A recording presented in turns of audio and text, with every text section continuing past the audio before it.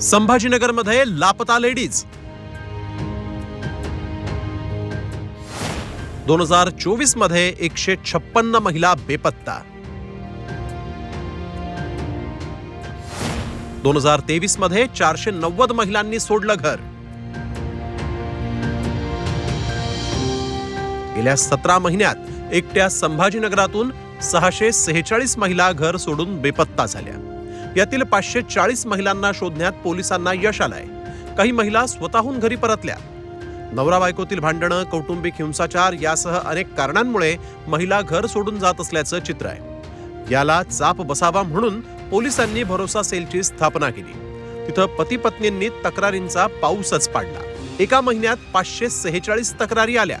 विभक्त कुटुंब पद्धती जर असेल तर आपल्या मनाप्रमाणे किंवा आपल्या इच्छांना मान देऊन जास्त राहिला जातं। याच्यामध्ये समझोता हा प्रकार कमी असतो आणि नात्यामध्ये जर राहायचं असेल, नातं पुढे न्यायचं असेल तर समझोता असणं, एकमेकांना समजून घेण्याची गरज विभक्त कुटुंब पद्धतीमध्ये कमी असतं जे शिकवण, त्यामुळे हे प्रमाण वाढतंय।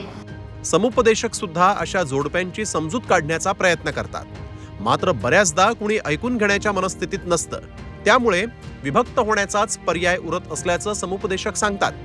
याच्यामध्ये कसं आहे की त्यांना ज्या अपेक्षा हवेत नवऱ्याकडून त्या अपेक्षा पूर्ण होत नाही त्यांच्या, आणि त्याच्यामध्ये व्यसन जास्त वाढलेलं आहे। माणसं कसं व्यसन जास्त, संध्याकाळी आले दारू पितात, भांडणं होतात, मग त्याच्यामध्ये कंटाळून पण काही बायका घर सोडून चालले जातात। आणि काही असं कमी टक्के आहे तर बाई कोणाचा अफेअर असतो, मग त्यांना हे नवरा नको आहे, मग त्यांची इच्छा बाहेर असते, मग त्याच्यामुळे पण ते घर सोडून चालले जातात। महिलांची अचानक गायब होण्याची वाढलेली संख्या अतिशय चिंताजनक आहे।